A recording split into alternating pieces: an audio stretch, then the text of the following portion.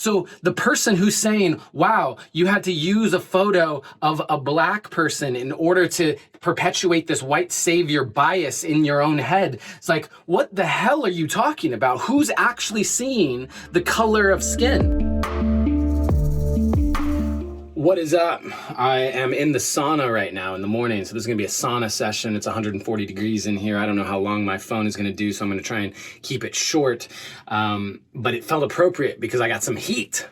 I got some heat in me that I want to bring into this video to talk about racism and white privilege and white savior and all of these things. Because I posted a photo on Instagram recently, and it was a photo of two black feet that were using old water bottles as like strapped together as sandals. And the caption that I put with it was, this is a reminder for you to be grateful for what you have.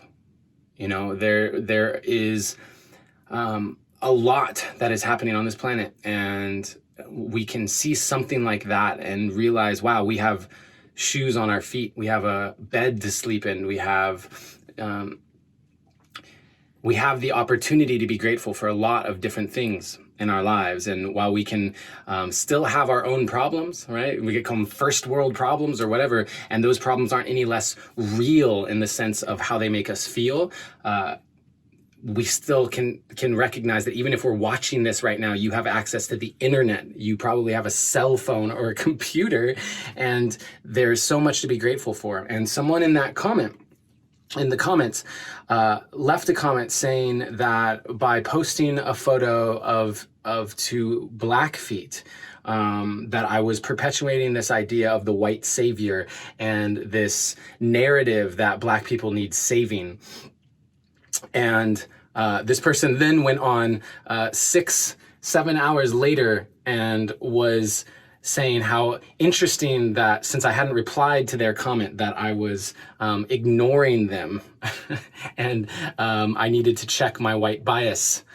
And my goodness, here, let me give my perspective on this. As someone who has personally been to Tanzania and helped build clean water wells, as someone who has worked in a refugee camp with Syrian and Afghani refugees, as someone who has been to India and seen the slums, in each of those circumstances, what happened for me was I felt a lot of different emotions. I felt a lot of sadness. I felt a lot of anger for how could we as human race get to this point. I felt a lot of conviction to do something about it, to use my life in a way where I can help better this planet. And I also felt a lot of gratitude for what I have in my life, all the blessings that I have. I felt a ton of gratitude. It doesn't matter the color of someone's skin.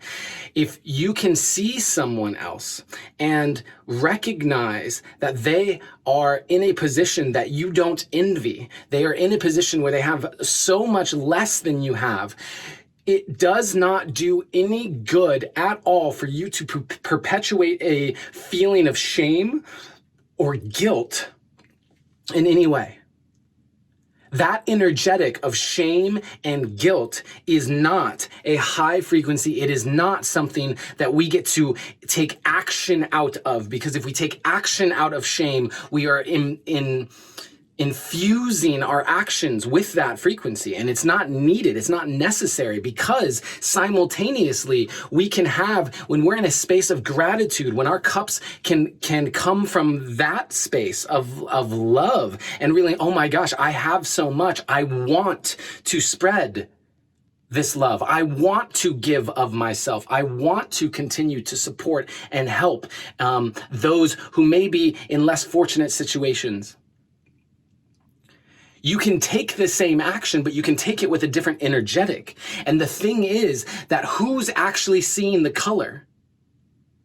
Am I seeing the color and saying, wow, I really need to post this photo because it's two black feet?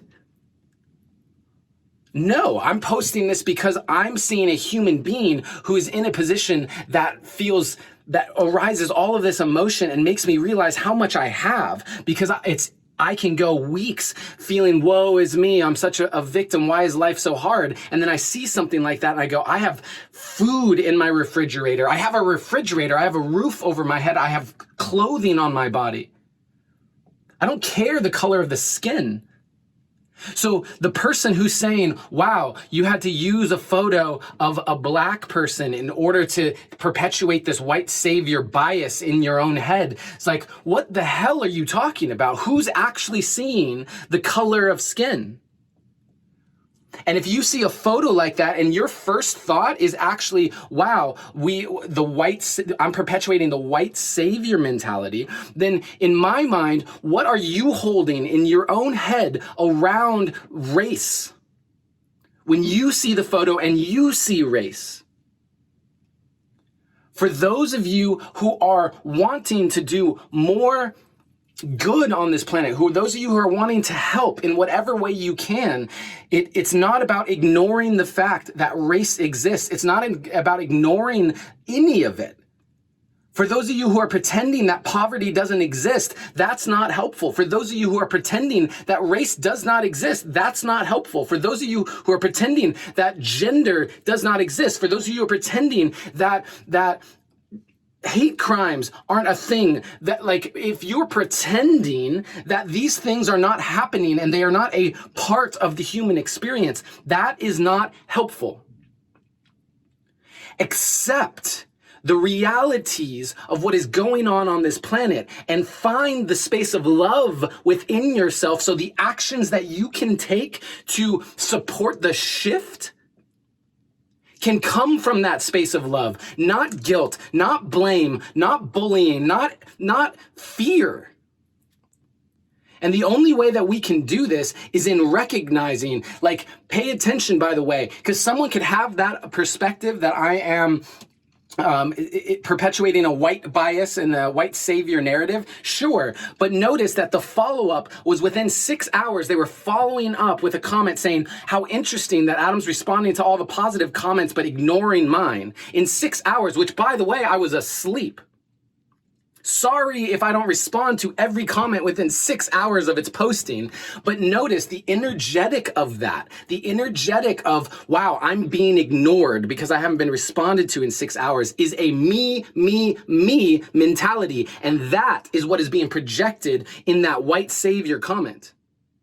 Because it's their own story that is being projected. And we all have our own stories. I am not immune to that. I have my own. I'm sharing some of mine right now. And we get to look at those.